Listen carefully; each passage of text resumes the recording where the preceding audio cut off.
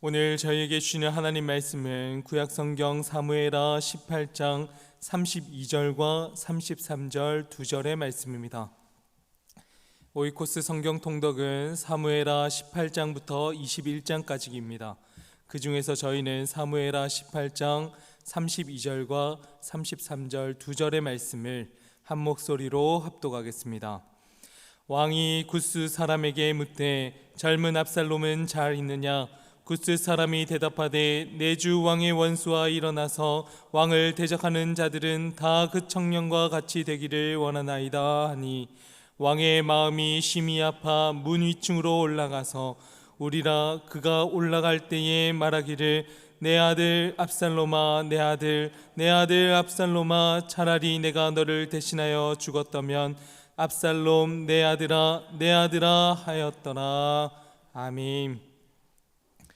오늘도 하나님의 보호하심과 하나님의 그 인도하심을 따라서 새벽의 자리로 나와 함께 예배하고 하나님 앞에 무릎 꿇는 저희들의 그 심령을 하나님께서 함께하여 주실 줄 믿습니다.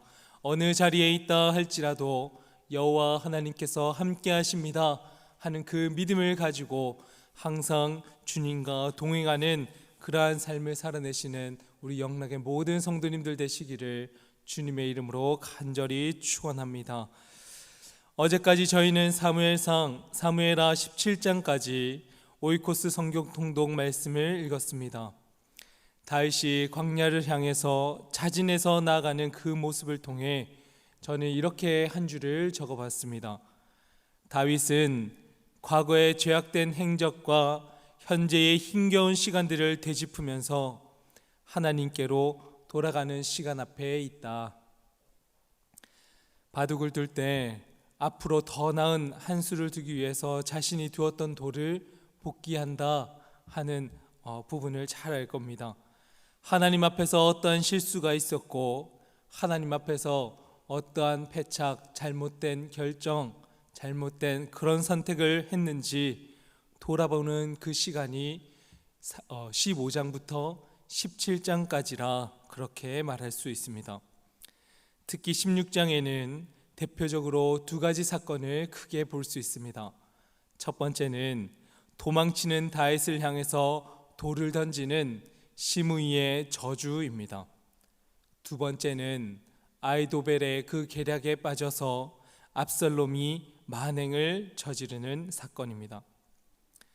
피난길에서 만난 광야를 향해서 나가는 그 걸음 가운데 사울의 종 시바의 환대 이후에 바후림에 도착한 다윗은 그곳에서 시므이라 하는 사울의 그 친족을 만났습니다.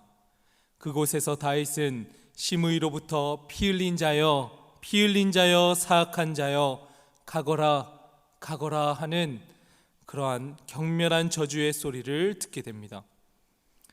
다윗의 신복들은 어찌하여서 저 시므이를 가만히 내버려 둡니까? 내 주 왕을 저주하니까 내가 건너가서 그의 머리를 베겠습니다 하고 말하는 종들이었습니다. 신복들이었습니다. 그러나 다윗은 왕임에도 불구하고 시므이를 향한 한마디의 대꾸와 반응도 하지 않았습니다. 바후림이라 하는 그 장소는 다윗이 사울의 도피 생활로 인해서 헤어졌었던 아내 미갈을 다시 데리고 온 장소입니다. 다윗이 유다의 왕으로 취임을 하고 왕의 권력이라 하는 그 미명하에 새로운 가정을 이루고 있었던 미갈을 다시금 취한 장소가 바후림이라 하는 장소입니다. 결국 미갈의 남편 발드엘은 한순간에 가정과 또한 아내를 잃어버렸습니다. 그리고 남편 발드엘은 슬픔을 이기지 못하고 발드엘까지 쫓아와서 울며 불며 탄식하게 됩니다. 즉 다윗은 시므이가 바후림까지 쫓아와서 조롱하고 저주하는 그 소리를 외칠 때에 자신의 과거를 떠올리면서 미갈과 발디엘의 가정에 범했던 자신의 그 죄의 모습을 복귀하기 시작하는 겁니다.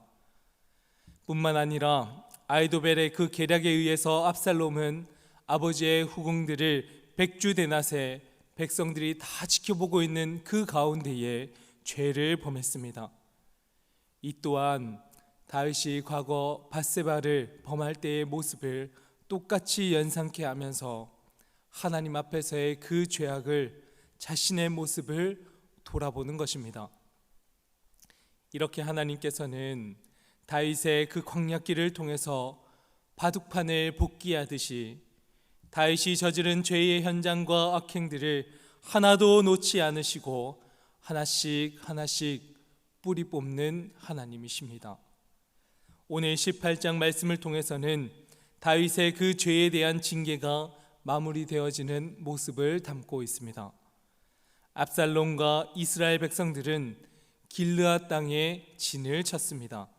그리고 다윗 왕은 마하나임이라 하는 곳에 군사들을 점검하기 시작했습니다. 3분의 1은 요압 장군에게, 또 3분의 1은 아비새에게, 3분의 1은 가드 사람 이때에게 그렇게 군사들을 맡겼습니다. 그리고 전쟁에 나가는 그 장군들에게 다윗이 18장 5절 말씀을 통해서 요청을 하는 내용이 나옵니다. 제가 한번 읽어보겠습니다. 왕이 요압과 아비새와 이때에게 명령하여 이르되 나를 위하여 젊은 압살롬을 너그러이 대우하라. 왕이 압살롬을 위하여 모든 군 지휘관에게 명령할 때에 백성들이 다 들으니라. 아들 압살롬을 선대하여서 생명을 허락해 달라고 부탁하는 다윗입니다. 죽고 사느냐를 결정하는 전쟁에 있어서 어떻게 적군의 그 장군을, 적군의 지도자를 잘 대해달라고 그렇게 말할 수 있습니까?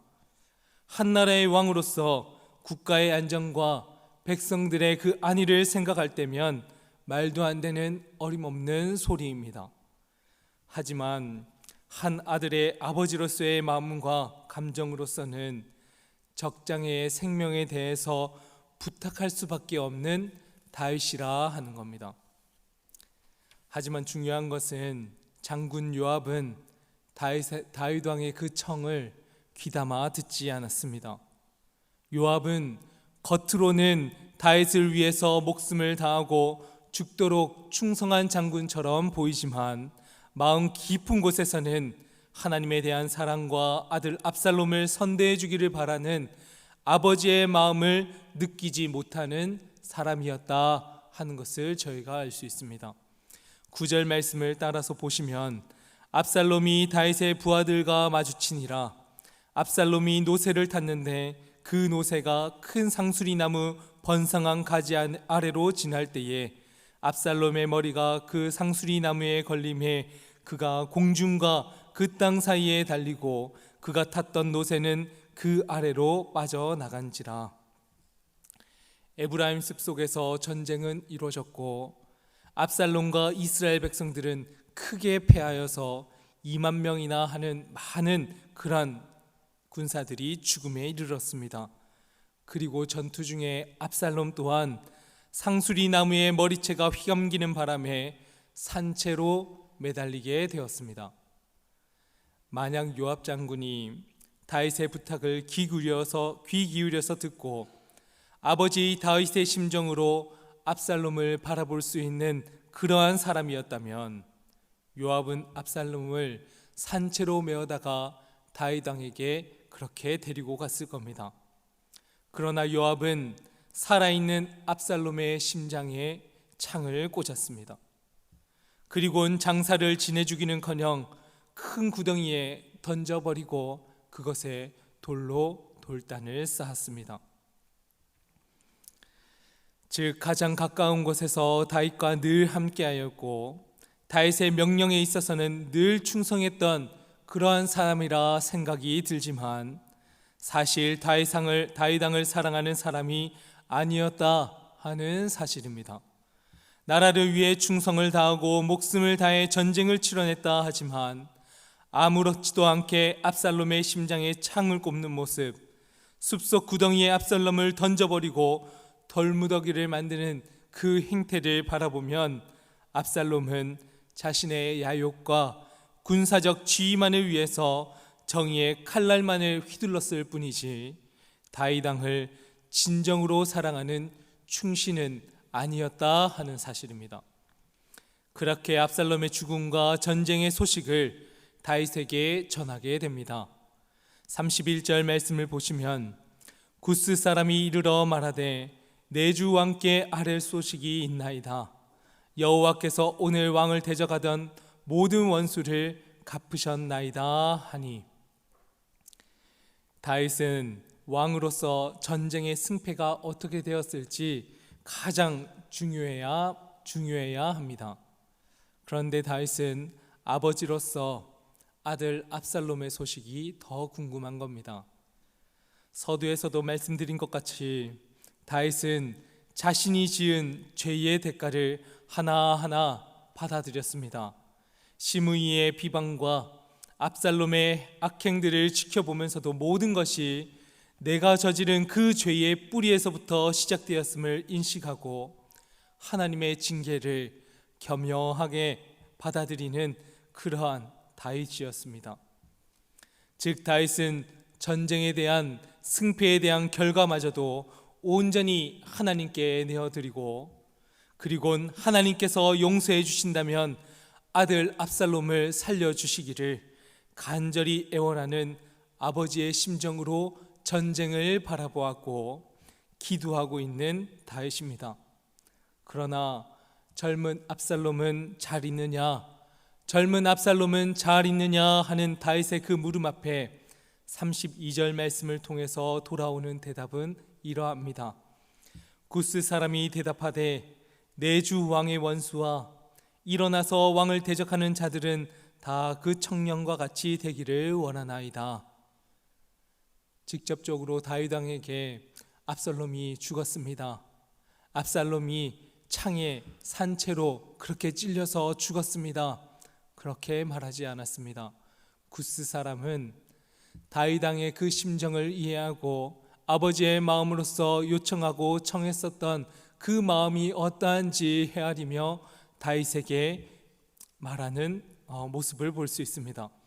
즉 압살롬을 포함해서 왕을 대적하는 모든 이들이 죽음으로 심판을 받았다, 그렇게 표현은 했지만 이방인임에도 불구하고 구스 사람은 요압과는 달리 다윗의 심정을 깊이 이해하고 슬픔에 잠긴 아버지의 심정으로 조심스럽게 압살롬의 소식을 전하는 겁니다.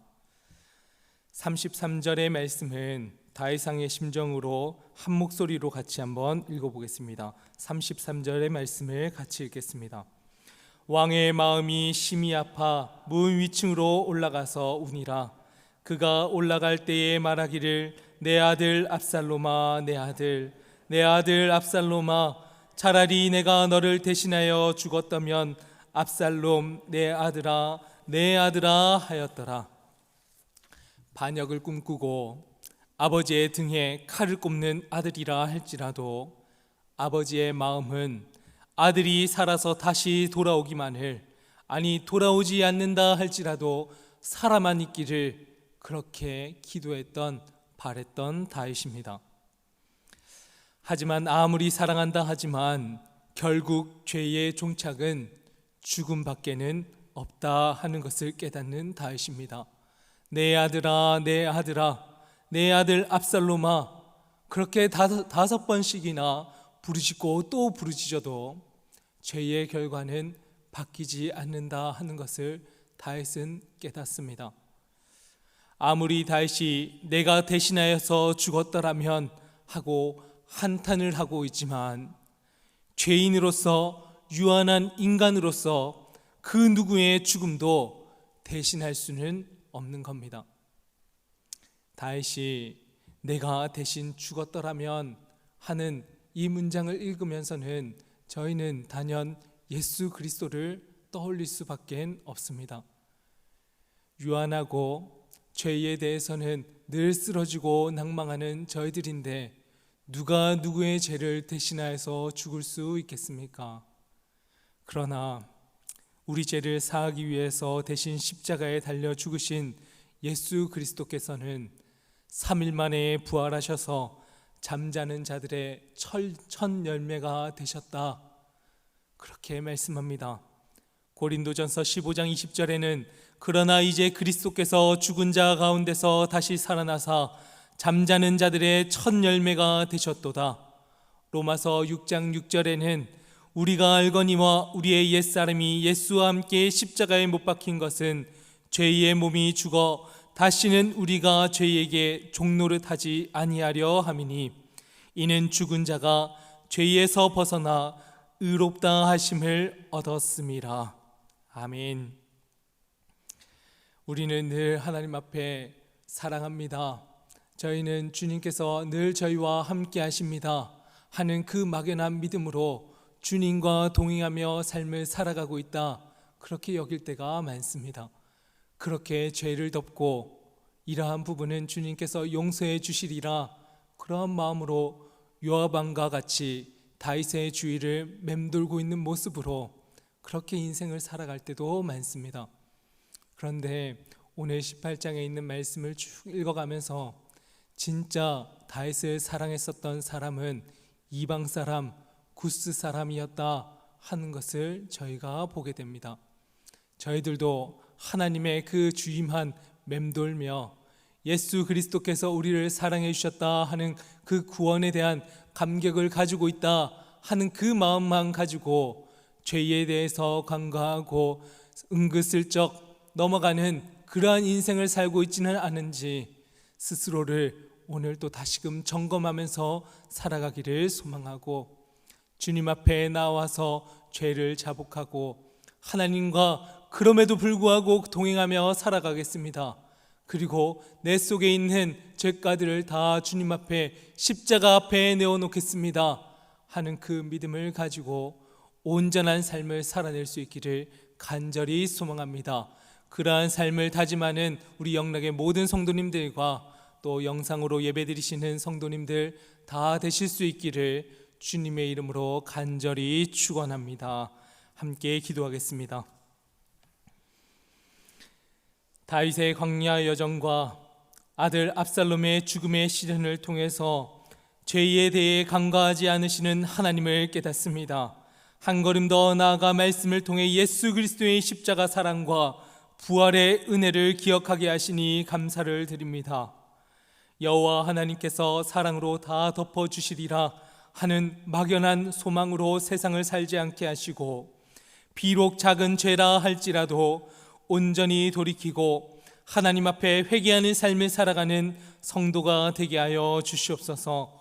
오늘도 하나님의 말씀이 저희들의 삶의 지표가 되어 주셔서 좌로나 우로나 치우치지 아니하고 오직 여호와의 음성에 귀를 기울이며 주님과 동행하는 삶을 살아낼 수 있도록 성령 하나님 함께하여 주시옵소서. 오늘도 학업 가운데 있는 자녀들에게는 하나님의 지혜와 능력을 부어주시고, 취업 준비로 앞으로의 진로로 고민하고 있는 자녀들에게는 삶의 목적을 보여주시고 지치지 아니하도록 주님 붙들어 주시옵소서.